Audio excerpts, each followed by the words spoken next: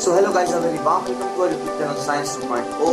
मैं अमन पांडे लेकर आ गया आप लोगों के लिए इनऑर्गेनिक केमिस्ट्री का lecture number 4 which is going to about H2S gas.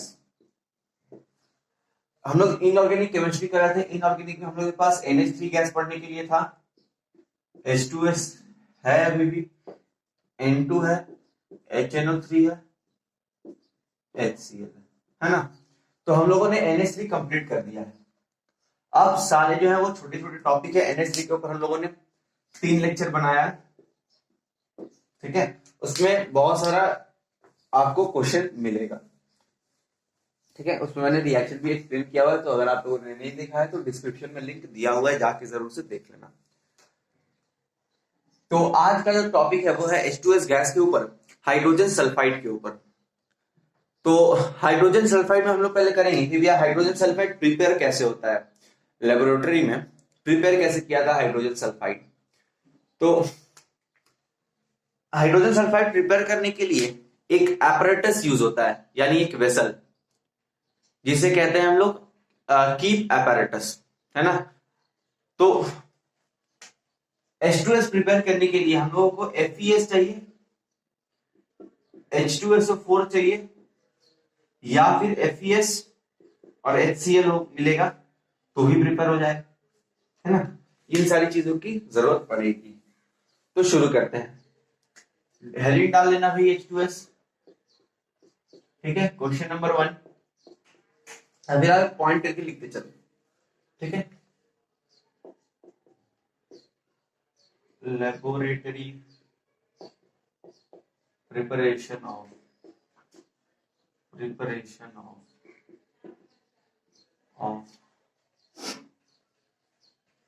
H2S।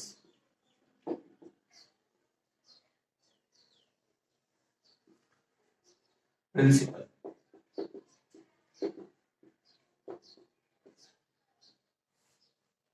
for the preparation of H2S, ferrous sulfide FeS and H2SO4 or HCl is used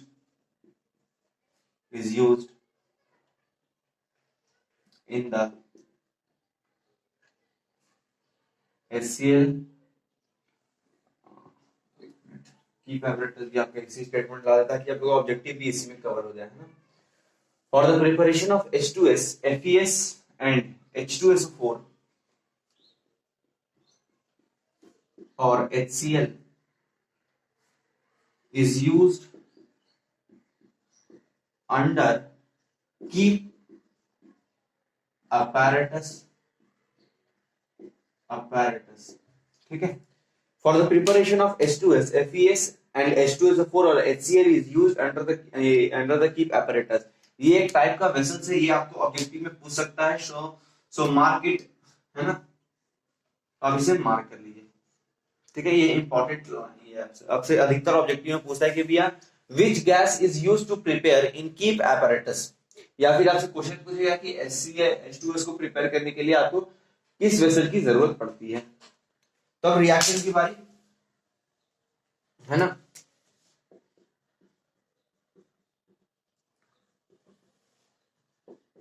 पहले तो जान लो भैया FeS लेंगे और H2SO4 से भिड़ाना है हम लोगों को, ठीक है। तो अब इसमें क्या बनेगा अपना, सबसे पहले तो भैया H2S आने ही वाला है, क्योंकि हम लोग अगर H2S प्रिपेयर कर रहे हैं यानी H2S तो भी निकालना है। रिएक्शन रखने का मैं तरीका बतला रहा हूं। H2S, ठीक है। अब यहाँ का H2 और यहाँ का S चल गया, बचा आपके पास FeSO4, ठीक है। तो वो हो जाएगा आपके पास FeSO4, एकदम सही रिएक्शन।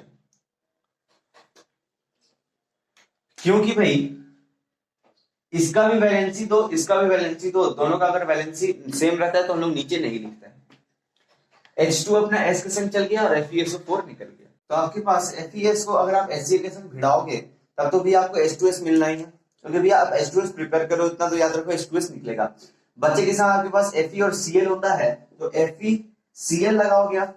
अच्छा, अब यहाँ दिक्कत की बात हो जाएगी भैया, इसके पास वैलेंसी 1 है, इसके पास वैलेंसी 2 है, तो वैलेंसी का क्रॉस मल्टीप्लीकेशन होता है ना। अगर सेम वैलेंसी होती तो कट जाती है, याद है ना बचपन का वही बात। अगर हम लोग H2SO4 बनाते हैं, जैसे मान लो एग्जांपल लेते हैं, तो SO4 का वैलेंसी 2 होता है, इसका वैलेंसी 1 होता है, क्रॉस मल्टीप्लाई हो जाता है वैलेंसीज का, तब ये कंपाउंड फॉर्म होता है। कंपाउंड कैसे फॉर्म होता है ये आप लोगों को क्लास 6 या 7 में बताया गया था। तो जैसे मान लो यहाँ पे हम लोगों ने FeSO4, आप बोलोगे Fe के पास भी 2 वैलेंसी, इसके पास भी 2 वैलेंसी, क्रॉस मल्टीप्लाई करोगे भी तो कोई मतलब क्रॉस मल्टीप्लाई इसका नहीं किया जाता अगर कोई ऊपर में सेम नंबर होता है तो, ठीक है। तो यहाँ पे भी सेम नंबर नहीं है, FeCl2 हो जाएगा। अब बैलेंसिंग की बारी, तो देखो Fe यहाँ एक बैलेंस है, H2 बैलेंस है, S बैलेंस है, अपना SO4 बैलेंस है, यानी ये क्या रिएक्शन, ये कंप्लीट रिएक्ट मतलब बैलेंस रिएक्शन है। अब बात करते हैं FeS की। FeS, Fe आपके पास एक, S आपके पास एक, अच्छा क्लोरीन यहाँ 2 हो गया, दिक्कत है ना फिर। और आपके पास हाइड्रोजन भी यहाँ 2 है, तो आप एक काम करो यहाँ पे 2 लगा दो, रिएक्शन बैलेंस हो जाएगी। Fe1 सल्फर एक, हाइड्रोजन 2, क्लोरीन 2, एकदम रिएक्शन बैलेंस है। चलो रब करते हैं। तो ये था प्रिपरेशन ऑफ H2S, ठीक है। आप लोगों के इसमें 3 चीज इंपॉर्टेंट है, अमोनिया, H2S और N2 सबसे ज्यादा इंपॉर्टेंट, ठीक है।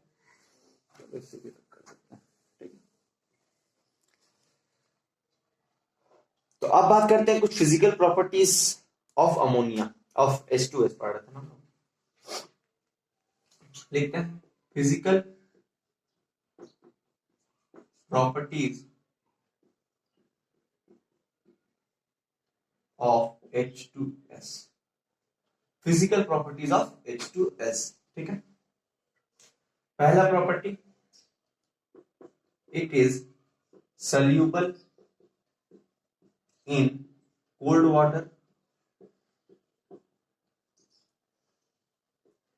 दूसरा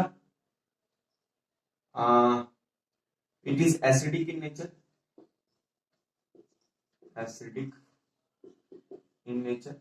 ये एसिडिक होता है।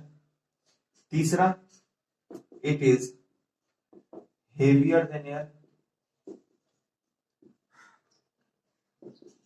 ये हेवियर देन एयर होता है, हवा से भारी।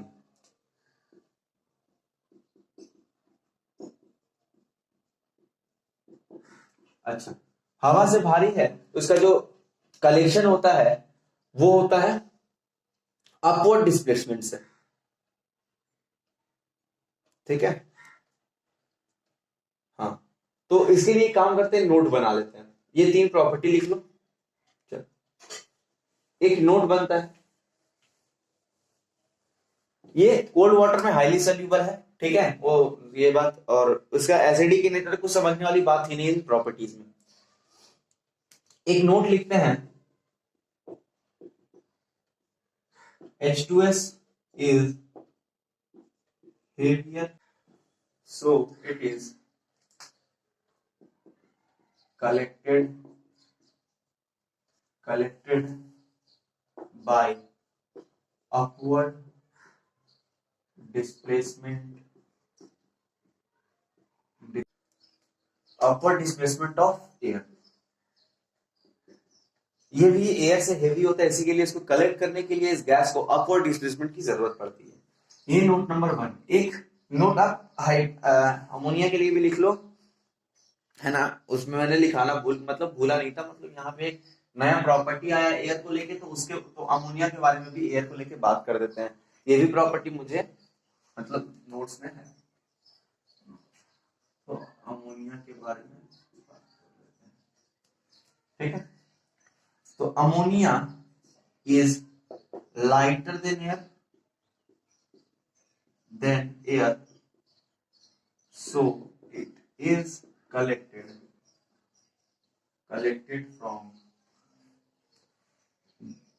from downward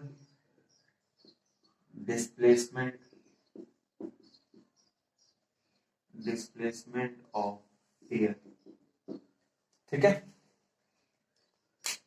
अमोनिया लाइटर होता है भाई एयर से, तो इसके लिए इसके लिए डाउनवर्ड डिस्प्लेसमेंट ऑफ एयर से इसको कलेक्ट किया जाता है। ये आपको डिफरेंस में पूछ सकता है जब आप H2S पढ़ रहे हो, तो यही तो अमोनिया के बारे में ये प्रॉपर्टी बताना जरूरी होता है, क्योंकि आप उसको कंपेयर कर पाओगे। नहीं तो फिर आप कंपेयर, अगर आपको अधिकतर मतलब डिफरेंस पूछ लेता है आपको कोई ना कोई गैस से रिलेटेड, या तो आपसे H2S के संग पूछ लेगा N2 का, या फिर अमोनिया के संग पूछ लेगा N2, यानी किसी भी संग भी ये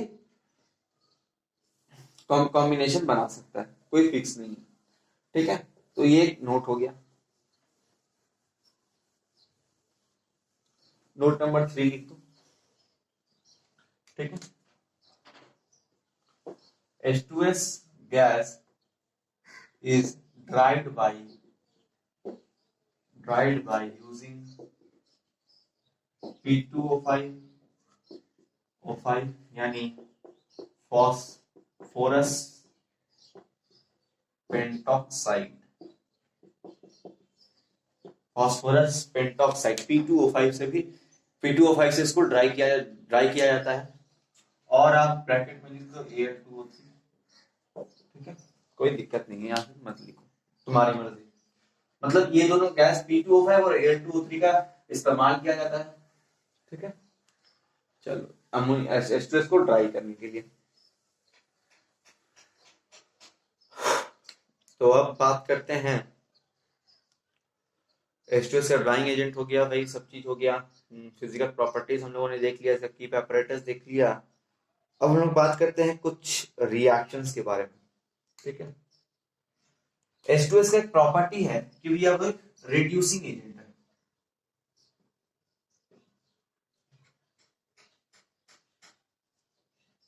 ठीक है, क्या है, रिड्यूसिंग एजेंट है।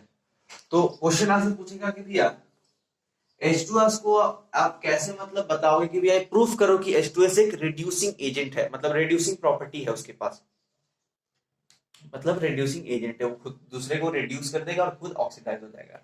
जैसे कि हमारा अमोनिया था, वो CO के संग हम लोगों ने, मैंने आपको दिखाया था, तो वो भी एक रिड्यूसिंग एजेंट था, ये भी एक रिड्यूसिंग एजेंट है। तो सवाल ये है कि भैया आप प्रूफ कैसे करोगे भैया ये रिड्यूसिंग एजेंट है ना, आपसे तो प्रूफ मांगेगा, तो पॉइंट करके लिखिए,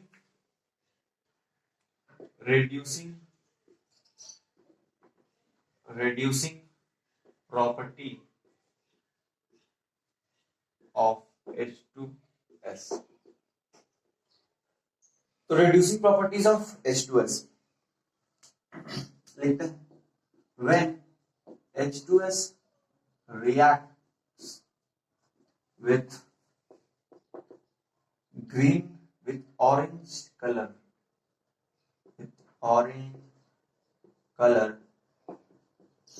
potassium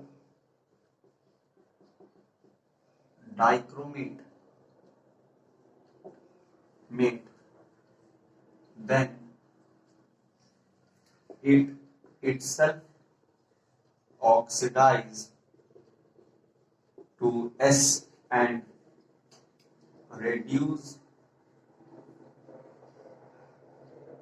orange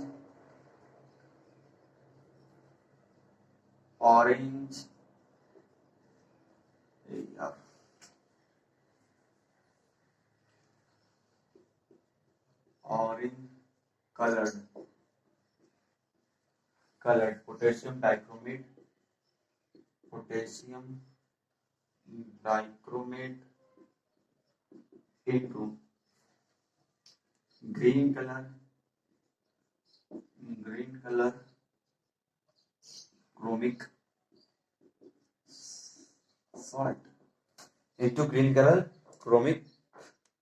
salt है ना। तो ये ऑरेंज कलर पोटेशियम डाइक्रोमेट को रिड्यूस करता है, orange colour green colour chromic salt में, और खुद ऑक्सीडाइज होता है एस में। पहले तो इस रिएक्शन लिखने के पहले ये प्रिंसिपल है आपका, लिखना चाहो तो लिख लो, ये जान लो, इसके बारे में पहले लिख लो, ये पोटेशियम डाइक्रोमेट है,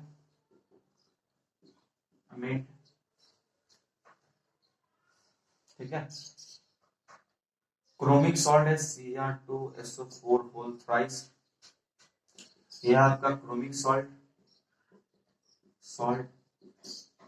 ठीक है, ये आप नोट कर लो।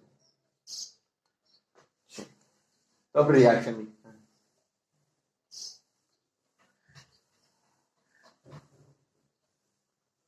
अब रिएक्शन लिखने की बारी, तो अब रिएक्शन की बारी। लिखो भाई K2Cr2O7 plus H2S plus H2SO4। जी हाँ, आपको H2SO4 के साथ रिएक्ट कराना होगा। और आप यहाँ पे, यहाँ मैं लिख रहा हूँ, आप बगल में लिख लेना, ठीक है, बैलेंस करने में ताकि दिक्कत ना हो। मैं यहाँ लिख रहा हूँ, तो बनेगा K2SO4 plus Cr2SO4 whole thrice plus H2O plus S, ठीक है। एक बार फिर लिखते हैं K2Cr2O7 plus H2S plus H2SO4 gives K2SO4 plus Cr2SO4 whole thrice plus H2O plus S। नीचे वाले को आप लोग खुद से बैलेंस करना, ऊपर वाला मैं कर देता हूं। पहले मेटल बारी K2 बैलेंस्ड है, क्रोमियम की बारी क्रोमियम बैलेंस्ड है। चलो भाई ठीक है। फिर आप देखो ऑक्सीजन 7 4 कितना हो गया 11, ठीक है ना। यहाँ 4 यहाँ 12 है आपके पास, ऑक्सीजन दिक्कत कर रहा है। 4 यहाँ 4 यहाँ है, 12 यहाँ है, ठीक है। और यहाँ 1 है, तो 12 1 13 13 4 17 दिक्कत है भाई। अच्छा, एक काम करो, SO4 को आप इंडिविजुअली काउंट करो, ठीक है ना। तो SO4 यहाँ आपको 3 दिखाई दे रहा है, यहाँ में यहाँ 4 दिखाई दे रहा है, ठीक है। आप ऑक्सीजन को अलग काउंट करो और SO4 को एक अलग आप समझो, ठीक है। तो यहाँ पे आपके पास 7 है, यहाँ पे कितना है 4 है, और यहाँ पे एक 5 है, और यहाँ आपके पास 7 दिखाई दे रहा है, 5 है भाई, दिक्कत है। यहाँ एक काम करो, यहाँ ना 4 बैठा दो, ठीक है, और यहाँ 3 बैठा दो, कुछ हद तक बैलेंस होता हुआ दिखाई दे रहा होगा। हाइड्रोजन 8, और यहाँ पे आपके पास यहाँ 7 बैठा दो, यहाँ आप 3 बैठा दो, तो यार ये बैलेंस्ड है। K2Cr2O7 3S2S 3H2S 4H2SO4 K2SO4 Cr2SO4 whole thrice plus 7H2O plus 3S। बड़ा लंबा रिएक्शन। नीचे वाला ठीक आप देख के बैलेंस करो और आपको ये याद हो जाएगा।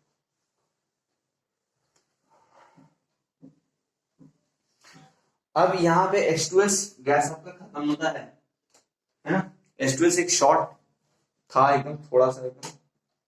इसके बारे में आपके पास आपको ज्यादा कुछ पढ़ना नहीं था, इसकी कुछ फिजिकल प्रॉपर्टीज थी, प्रिपरेशन थी, और आपके पास इसका कुछ प्रॉपर्टीज को ये प्रूव करना था, जिसमें से रिड्यूसिंग प्रॉपर्टी ही आपको प्रूव करना होता है, और कुछ आपको बोलता नहीं। तो आज का जो वीडियो है वो यही एंड करते हैं। तब तक के लिए बाय, जय हिंद, जय भारत।